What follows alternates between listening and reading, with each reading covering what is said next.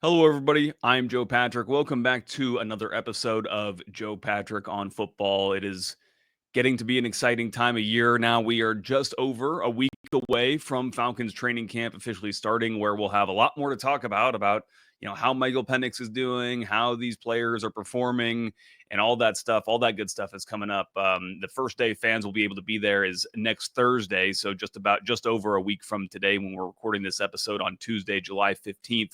So it's right around the corner, and I'm very much looking forward to getting out there. I hope you guys are as well. Obviously, fans weren't able to be out at the Falcons facility last year due to construction, and so I think everybody, myself, Falcons players, the staff, I think everybody is just really excited to have that buzz and excitement of having the fans out there again next year. So we're really looking forward to that. But what we're going to do in today's episode is obviously go over some of the news, some of what has kind of become typical for this show is like my reaction to some of the things that are going around in the media. And there's another piece we'll be reacting to today from ESPN that we'll get to. But the main thing we're going to do this week is look at some of the key players for this team.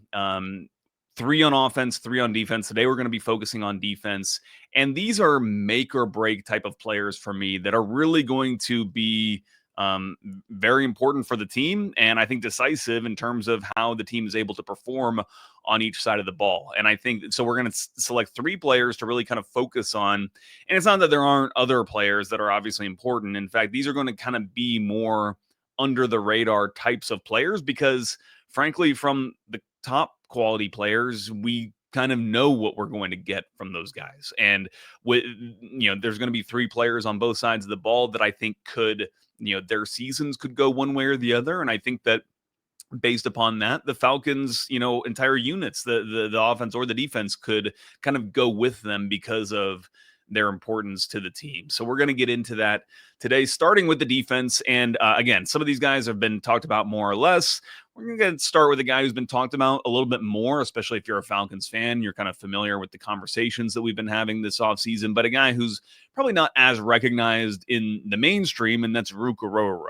And I think that any Falcons fan who is familiar with Ruke and familiar with how this Falcons defense has evolved over the course of the offseason can easily understand why he's going to be such an important player for Jeff Ulbrich, Raheem Morris, and Nate Ollie in this Falcons defense because he has massive shoes to fill, and he's a rookie, or he feels like a rookie, frankly. It's funny that was a slip because he's not. He's in his second year, but he only played 136 snaps last year, and he is filling the shoes, essentially, and I hate to kind of phrase it like that because he's such a legend, but Grady Jarrett has obviously departed for the Bears. Grady Jarrett played 711 snaps for this Falcons team last year. That's 66% of all their defensive plays. That is a lot. And that's actually, frankly, it was an uptick last year for him after having not played quite as many in 2023. So a huge amount of work. Well, at least as a percentage of snaps, I should say, because obviously he got hurt in that year that brought down his total number. But that's the first kind of big hurdle that we're going to have to see from Ruke is just, can he manage that workload? Can he manage his body to be able to play as frequently as Grady was able to? I mean, if you look across his entire career, he's playing 700 or 800 snaps almost every single season. Really, ever since 2019, he played 765 in 2019, 814 in both 20 and 21, 823 in 22, and then obviously he had the injury shortened season in 23, and then back up to 711 coming off of an ACL tear. It's really, really impressive what Grady Jarrett was able to do in that sense of just being available for this team.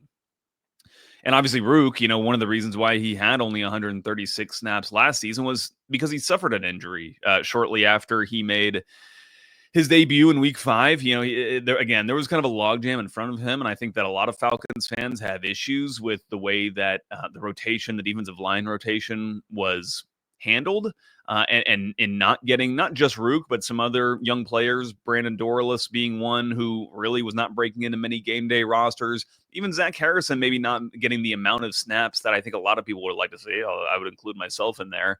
And so, he was kind of beneath a lot of other veterans. Ruke was to start the season. Finally he got his first action in that Thursday night game against the Buccaneers. And I thought really showed himself, even though he only played 12 snaps. He had 5 run defense snaps and 3 tackles, and I think that that's really the story of when you look at Ruke and what he's going to be asked to do. Obviously, he needs to defend the run, but when you compare him up against Grady Jarrett, he actually has better numbers in terms of the ratio of tackles that he's making versus the amount of run defense, opportunities. Now, granted, it's a much smaller sample size with Ruke, but it's a good, 7 to 8% difference in terms of the amount of tackles and the amount of stops that he's making comparison to Grady. So I think that these are probably some of the numbers that they see in Ruke that thought, okay, well, if he's able to extrapolate this or anything close to it over, a full season and playing the amount of snaps that Grady was doing for us, then he will basically be a suitable replacement. And obviously Grady, he's not kind of known for being, a run stopper necessarily. He's kind of made his bones in the NFL as being a guy who gets to the quarterback and gets sacks. But frankly, those just hadn't really been there for him. He had an uptick in 2022 with 6 sacks, but only 1.5 again in that injury shortened season where he only played about half the year, 8 games, or really 7 games and a little bit. In 2023 had 1.5 sacks and then 2.5 sacks last year. But the quarterback pressure rates, again, when you compare him to Ruke, Grady's getting 8.2, 8.2, and then 7.4 last year. And Orhorhoro, in the short amount of time he's played, had an 8.5% pressure rate. So I think that what the Falcons see in the numbers is a player who's capable of, replacing Grady. And again, we say that with all reverence and respect to Grady, but the fact of the matter is that the play had fallen off, or at least the production had fallen off for Grady for one reason or another. And frankly, it's the reason why that contract that he had was always going to be something that the team butt heads with over the course of this offseason. I don't think anybody really expected it to result in him leaving, but the obviously, he didn't want to take a pay cut, and ultimately he winds up in Chicago. So, there's big question marks about Ruke, but he's certainly going to be relied upon very heavily. And I got to say, just, we went through some of the numbers. I think subjectively on Ruke, I thought he looked impressive in a lot of the reps he had last year. I remember when he got in, I think maybe one of his first snaps that he took was against the Buccaneers in that Thursday night game. The Falcons were up, had their backs up against their own goal line. I can't remember if the Buccaneers ended up scoring on this possession or not. They probably did, given that they scored a lot of points in that game. But I remember Ruke, coming up with one big run defense stop where he just very cleanly sheds a guy and meets the running back, the ball carrier in the hole and makes the stop. He had another impressive one in the preseason. I know it's preseason, but still, even in preseason, you can judge the technique and just again, make some of these subjective analyses of players, and thought he looks really, really good, really, really dominant. He's capable of having dominant reps. I think the big question with Ruke is, will those be able to sustain on a regular basis when he plays a lot more snaps, or does fatigue set in? Do these, injuries where you get banged up over the course of the season set in that prevent him from, establishing himself like he was able to in some of these games? But I thought just subjectively he looks the part. He's obviously a work in progress, and he's the first to say that. Like when we talked to him about, or I was asking him about Nate Ollie's new kind of, attack style front scheme, and he talked about that being really great for him because he's still learning the game. He's still kind of developing techniques, and what this system hopefully will allow is for not just Ruke, but all these players to rely a lot more on their physical gifts and their ability to penetrate than it is like a true technique in terms of, the accurate punch and the ability to read the blocks and et cetera, et cetera. I think a lot of these guys will develop that over the course of their careers. But again, the Falcons are going to be relying on players who are relatively young, along with some of those guys I mentioned earlier. So I think that the guys are really excited by the system. Frankly, I think it's a system that would have, worked well with Grady as well, as kind of a gap shooter himself. But I think, obviously Ruke is going to be really important up front, playing next to David Onyemata and hopefully playing a lot of snaps. He's probably going to need to play at least 600 snaps this season. And if he does, I think that would be a successful year for him. So he's the first one to watch out for. But again, he's a guy that we've been talking about quite a bit as someone who really, ever since Grady left, we knew was going to have to step up into that role. And the Falcons traded up for him, remember, in the second round last year. So they certainly see a lot in him, and they certainly, if they were willing to trade up for him, that highly valuable spot in the draft, then they certainly want to kind of get rewarded on the field for that value from a player, and they believe that he will. So we'll see if that happens next year. The second player I want to get into is, another kind of, I don't know if controversial is the right word, but just a lot of different opinions about this player, and it's Troy Anderson. And again, kind of similar to the situation with Ruke, although Troy is now going into the fourth year of his contract, and the last year, basically it's a contract year for him. He's still a player who has not played that many snaps in his career. He had actually the most snaps in his career his rookie year, when he was only being used 45% of the time on defense. He got 466 snaps because he stayed healthy. Now, is that a model when you look at this? Is that a model for him going forward in his career? Is that the way he's going to be able to stay on the field, is only by playing half the amount of snaps? If that's the case, I don't know if that's going to necessarily cut it for the Falcons. And again, other players will impact whether that's good enough for them this year, where Divine Diablo was brought in as a free agent who can pick up some of the slack there potentially. But you would think that they would like to see Troy play a lot more than 45.5% of the snaps. In 2023, he played 94%, but that was only in 2 games before he got hurt. He had that shoulder issue that kept him out for the year, had to have surgery on that. And then last year, only played 63.5% of snaps, but he was playing 94. He was basically playing all the snaps on defense, except for the week 1, which was interesting. He only played about 44% of snaps in that game. But then week 2 against the Eagles, up to 94%, 98% against the Chiefs, was on that same track in week 4 against the Saints. And then he gets hurt again. And so once again, we see an early season injury for Troy Anderson in week 4 against the Saints, as a week in which he won Defensive Player of the Week, by the way, which I think underscores the fact that how important he can be, and how how much he could basically turn the tide of what this Falcons defense is if he can replicate not necessarily Defensive Player of the Week performances every week. Obviously, he had a touchdown pick 6 return in that game against the Saints, but can he put up anything close to that? And I think that if he can be that reliable guy who can track down runners on the edge from that linebacker position, then he has a very useful, and by the way, tracking down quarterbacks. Again, we've talked a lot about the way that the Falcons have been trying to get more athletic on defense and turn some of these players over in an ability to adapt with the Jaden Daniels, the Josh Allens, these types of players, these quarterbacks that they're not only going to see this year, but just every team sees these kinds of quarterbacks, because that's just the way that the quarterback position is transforming in the modern game. And it really helps to have a linebacker like Troy Anderson with his gifts, his speed, to be able to deal with quarterbacks like that. And so I think it will be a huge help if he's able to, stay on the field, frankly, honestly. And I feel like the sentiment amongst Falcons fans is, if he's able to do that, he's going to be good, but it's just a huge question mark as to whether he's going to be able to do that, or if he's going to be a guy who just for whatever reason just breaks down. And again, it's a little bit concerning. He had the shoulder 1 year, he had the knee the next, and don't know what that signals. If it means it's just like, these aren't broken bones either. Again, I'm not a doctor. I don't want to try to diagnose him with whatever it is, but just hope he's a player that's able to stay on the field a little bit more this year. And I will be curious to kind of go back to that rookie year where he was able to get through the year, played in 16 games that season, but only playing about less than half the snaps. I wonder if one of the reasons you bring in a player like Divine Diablo isn't just to be a backup to Troy Anderson, but to use him in kind of an alternating fashion where you're able to lessen the load on a player like him in order to hopefully get the most out of him. But after Troy came back, he was never the same guy after week 4. And obviously they ultimately shut him down after the Minnesota game last year.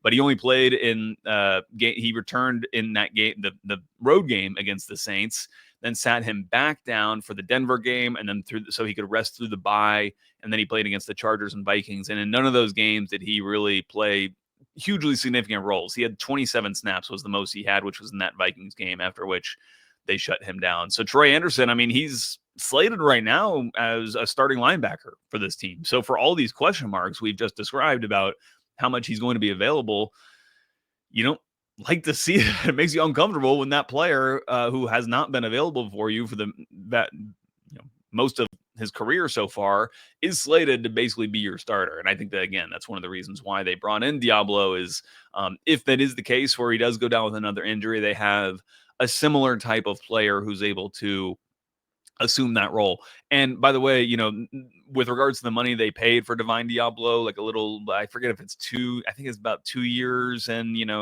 7 million or so per year.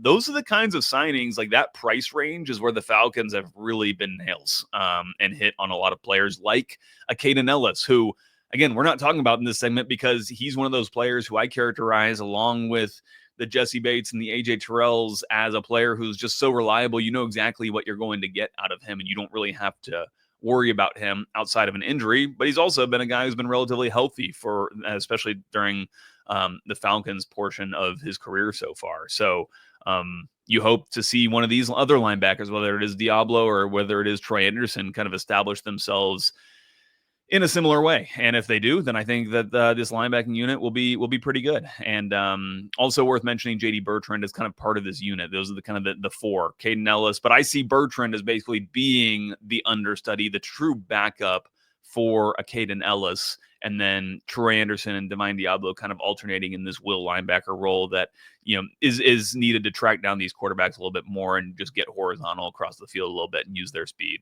and in coverage, obviously. And speaking of coverage, the last player who I think is going kind of one of the under the radar, but make or break players for the Falcons this season is a rookie, and it's not Jalen Walker. It's not James Pierce Jr. And the reason I should caveat, the reason why I say it's neither of those players isn't because I don't, necessarily expect them to play well or they're going to be important for this Falcons team. But the way I see that, if our categories kind of make or break, for this Falcons defense, one of those players or the other could not necessarily have a good year, and I think you could still construct a pretty decent Falcons pass rush when you have a guy like Arnold Ebiketie who's increased his sack totals every year of his career. Even though it didn't start in a high number, he has continued to improve, and I think he could hit double-digit sacks this year. You have a double-digit sack guy in Leonard Floyd, and you basically have two shots between, Jalen Walker or James Pierce Jr. as to, like, if one of them pops, then that's probably pretty good for you. So you have more numbers in that area where it's harder to say that one of those particular players is going to truly be make or break for the Falcons pass rush. I think the rookie that is most make or break for this team is Xavier Watts. I mean, he's kind of, ever since he was drafted in that third round, he's kind of been identified as a player who is slotting in basically as a starter. Now, there are some other options. Jordan Fuller, DeMarco Hellams are coming back into this team, although we don't know if either of those players are necessarily roster locks at this point. Xavier Watts certainly seems like the ideal player to slot next to Jesse Bates, because Jesse Bates is a player that you want to give as much freedom as possible on the field. We've seen him come up with interceptions so many times like that, where he's reading the quarterback and just making a play on the ball, being that kind of ball hawk. And so in my eyes, the player that you want to put next to him is more of a rangy center, free safety that I like to call like a center fielder, basically someone who can play at the top of that middle third in the cover three and just kind of be that protector at the back that allows Jesse Bates to crash down, also in run support where he is a fantastic tackler. And so you want to utilize all those aspects of Jesse Bates's game as much as you can. I think that Xavier Watts is ultimately the player that allows you to do that. I think I actually see, like, DeMarco Hellams, for example. I'm not as familiar with Jordan Fuller's game as a pro. He went to Ohio State, so Buckeyes. But DeMarco Hellams, I almost see more like a Jesse Bates, actually, as a player who wants to kind of be the ball hawker, be the guy who's kind of crashing and reading. We saw him coming up with turnovers in his rookie year in that preseason game. He was around the ball even as a pro as well. So I think that that's how he profiles more than being that, again, that center fielder, that deep free safety covering that middle third area that Xavier Watts can be. The bonus that you get with Xavier Watts, at least based on his college track record, is the fact that he himself is a bit of a ball hawk and is able to make plays even in that role. And so I think that if he hits, I think that the Falcons could have, a really impressive safety unit. Frankly, I don't want to like kind of go out over my skis and say it's going to be like the best in the NFC South or the best in whatever. But I just think that when you can put any player next to Jesse Bates, you're already looking at a pretty good safety tandem. And I think that if they fit well, if there's cohesion between the attributes that those players have and what they bring to the defense, I think you could have a really, really good pairing. And, this defense, I just think is just generally very volatile. I don't think anybody's really expecting a ton out of them because, frankly, it hasn't been good. They're one of the worst defenses in the NFL last year, and this Falcons offense looks very good. And so you figure that if you're able to get basically league average defensive play out of this unit, then that's going to put you in good stead to make the playoffs. That's a sentiment I would definitely agree with. But I think that this defense has the potential to be a really, really good one, especially in terms of the takeaways. When you look at all these playmakers they've got, whether it is the Troy Andersons or the Xavier Wattses or the Jesse Bases, like we've talked about. AJ Terrell could even, have the opportunity to have some more interceptions if this pass rush is able to affect the passer and kind of force him into some rough decisions. I think there's opportunities all over the field, and that's on top of, when you're talking about the pass rush, the strip sacks and whatnot. So there's, I think, great opportunity for this Falcons defense to be better than they have been. Having said that, I think that, when you look at some of the criticisms we've had of Terry Fontenot in the is Terry Fontenot underrated conversation that kind of got skewed into me saying he's like some great general manager. One of the things we really highlighted in that episode was how many misses he's had in his tenure in kind of the middle of these drafts. And that is, I think, showing itself on the defensive side of the football, where this team, I think, is not very deep, at least with talent that's been tested on the NFL level. So there's a lot of young players. You would hope to see Raheem Morris kind of maybe model this group similarly to that young group that he had his last year in LA, where they had a lot of success with a lot of young players. A lot of rookies were playing on that team. And I get the sense that that's how this team is going to be as well. And they're going to make mistakes. They're probably going to give up some big plays and give up some points. But that's a stark contrast to what we saw this team modeled last year, where they were so focused on not giving up the big plays and not keeping their team in games.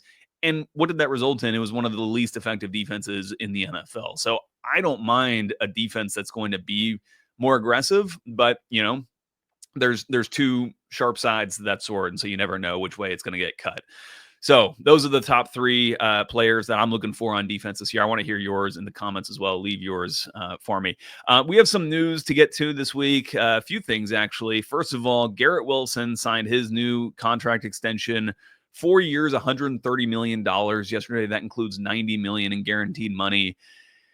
How does that relate to Drake London? When that news comes out amongst Falcons fans, and immediately there's even, I find it a little ridiculous, honestly, some like anger that the Falcons hadn't already signed Drake to this point. I think there's so many reasons why that didn't happen.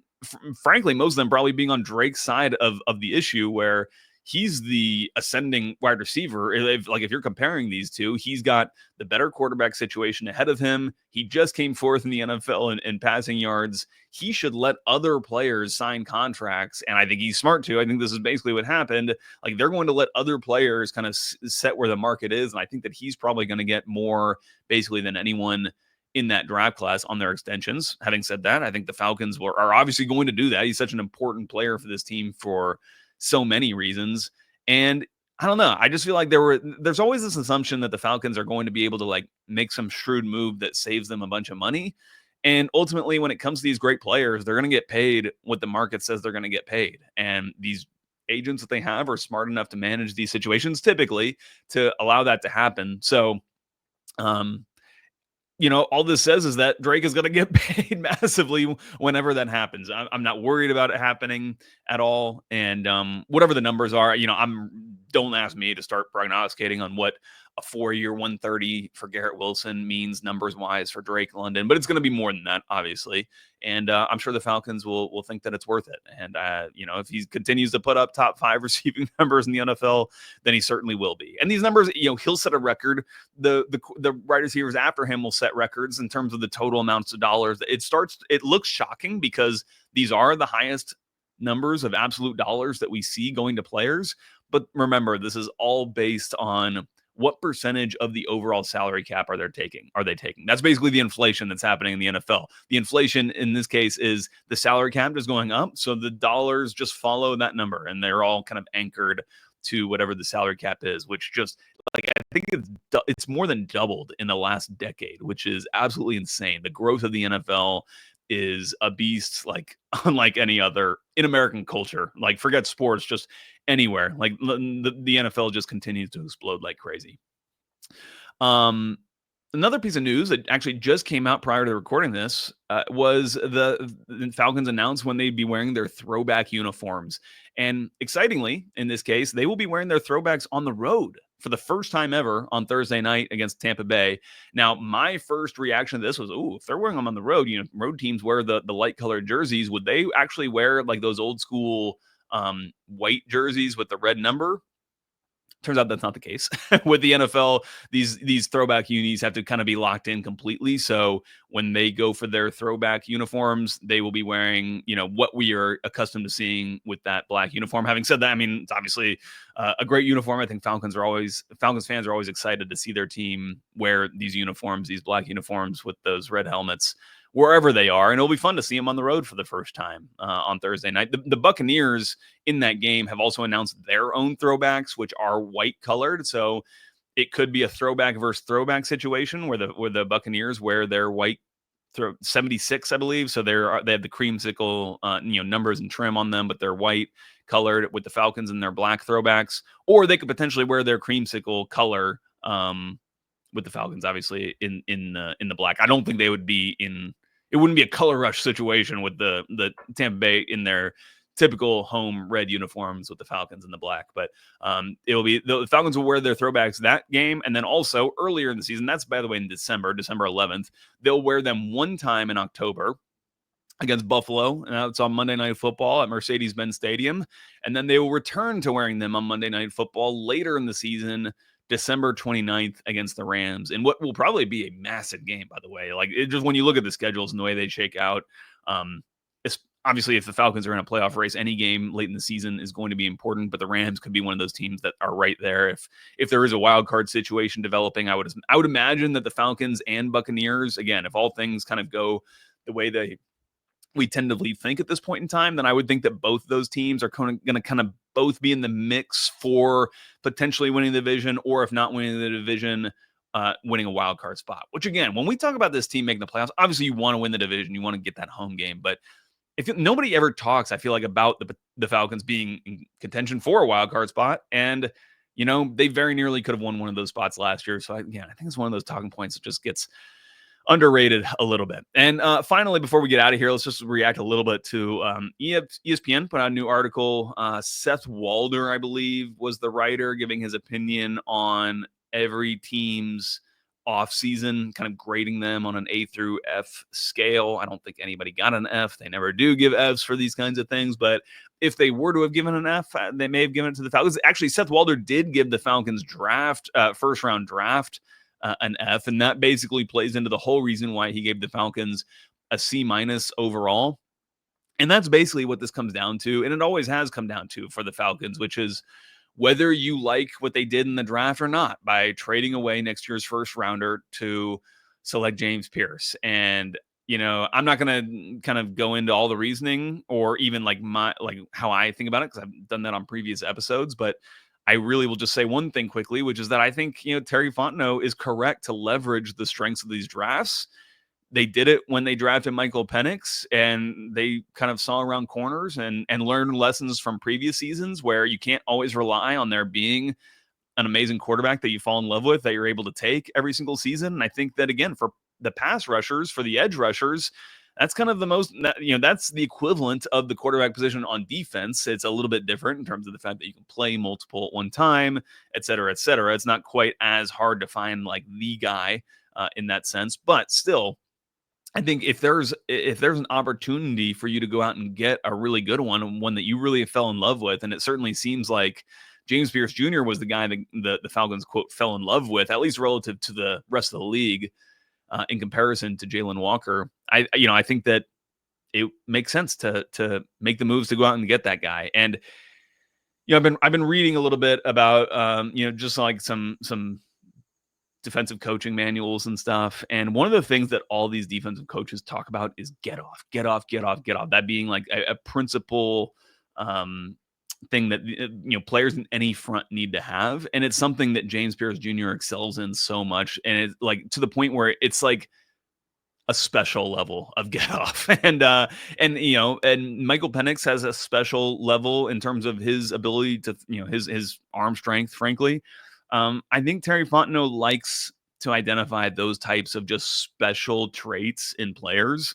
And I think James Pierce Jr. fits that mold with the way that he's able to put offensive linemen on their heels and have them really kind of reacting to them and scrambling based on his get off that he has off the line. So we'll see if he's able to utilize that his rookie year. But ultimately, that's why the Falcons got a C- in this ESPN report. They basically, like most of everything else they did, including they liked letting Drew Dahlman walk and making Ryan Newsel the starting center, which again, maybe one of the more controversial things that happened this year, along with letting Grady Jarrett walk, both of which walked straight to the Chicago Bears.